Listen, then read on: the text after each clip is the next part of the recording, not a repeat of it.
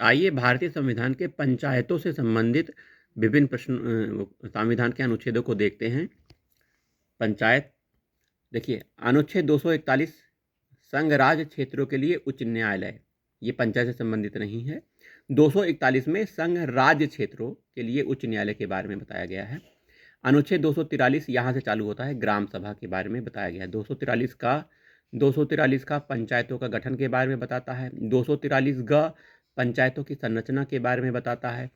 243 घ पंचायतों में स्थानों के आरक्षण रिजर्वेशन के बारे में बताता है। घ 243 इयां पंचायतों में वित्तीय मामलों पर सिफारिश करने के लिए राज्यों द्वारा वित्त आयोग के गठन की सिफारिश करता है।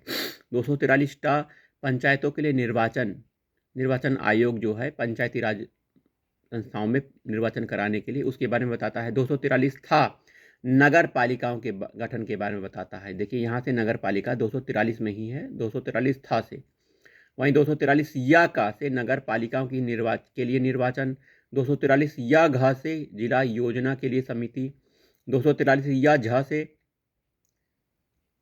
से सहकारी समितियों का निगमन। 249 से राज्य सूची के विषय में संबंध में राष्ट्रीय हित में विधि बनाने की संसद की शक्ति राज्यसभा बनाती है। 249 के तहत यहाँ से पंचायत खत्म है। यहाँ से राज्य सूची के विषय में विधि बनाने की संसद की शक्ति 249 बताता है। 253 बताता है कि अंतर्राष्ट्रीय करारों को प्रभावी करने के लिए विधान। 262 में अंतर्राज्यीय नदी दोनों के जल संबंधी विवादों का न्याय निर्णय करने के बारे में बताया गया है। 263 में अंतर्राज्य परिषद के संबंध में उपबंध है। 266 में भारत और राज्यों की संचित निधियों लोक लेखा के बारे में प्रावधान है। 267 में भारत की आकस्मिक निधि कंटीजेंसी फंड ऑफ इंडिया के बारे में बताया गया है। 280 वित्त आयोग के बारे में बताया गया, फाइनेंस कमीशन। वहीं अनुच्छेद 300 का विधि के प्राधिकार के बिना व्यक्तियों को संपत्ति से वंचित नहीं किया जाना। अनुच्छेद 300 का 312 अखिल भारतीय सेवाओं के बारे में बताता है। 315 संघ और राज्यों के लोक सेवा आयोग के बारे में बताता है। 324 निर्वाचन के अधीक्षण निर्देशन नियंत्रण का निर्वाचन आयोग में निहित होना, मतलब निर्वाचन आयोग भारत का निर्वाचन आयोग 324 में है। 326 में लोकसभा राज्यों के विधानसभाओं के लिए निर्वाचन का वयस्क मताधिकार के आधार पर होना, ये 326 में बताया गया है।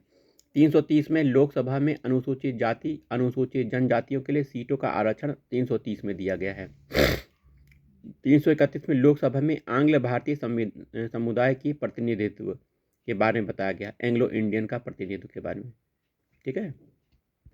वहीं 332 में राज्यों की विधानसभा में अनुसूचित जातियों अनुसूचित जनजातियों के लिए आरक्षण बताया गया। 333 में राज्यों की विधानसभाओं में आंग्ल भारतीय समुदाय का प्रतिनिधित्व के बारे में बताया गया है। 338 संविधान का अनुच्छेद राष्ट्रीय अनुसूचित जाति आयोग के बारे में। 338 का अनुसूचित जनजाति आयोग के बारे में बताता है।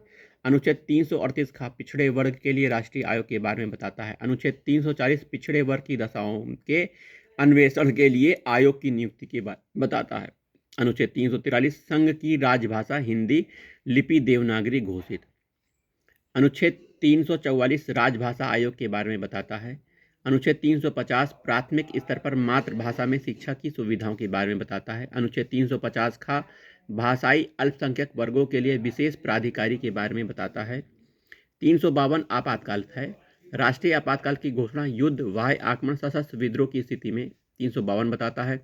356 राज्यों में संवैधानिक तंत्र के विफल होने की दशा में राष्ट्रपति शासन के बारे में बताता है। 360 वित्तीय आपातकाल घोषित करने का प्रावधान बताता है।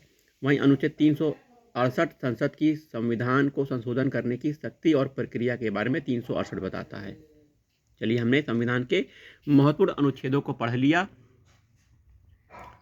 इन महत्वपूर्ण अनुच्छेदों को आप बार बार पढ़ेंगे तो आपको याद हो जाएगा। ये संविधान के महत्वपूर्ण अनुच्छेद हैं, विभिन्न परीक्षाओं में ये पूछे जाते हैं। आप भी संविधान के महत्वपूर्ण अनुच्छेदों को बार बार देखकर याद कर सकते हैं। 2-3 बार आप इस वीडियो को देख लेंगे तो यह अनुच्छेद आपको याद हो जाएंगे। चलिए, मिलते हैं अगले वीडियो में।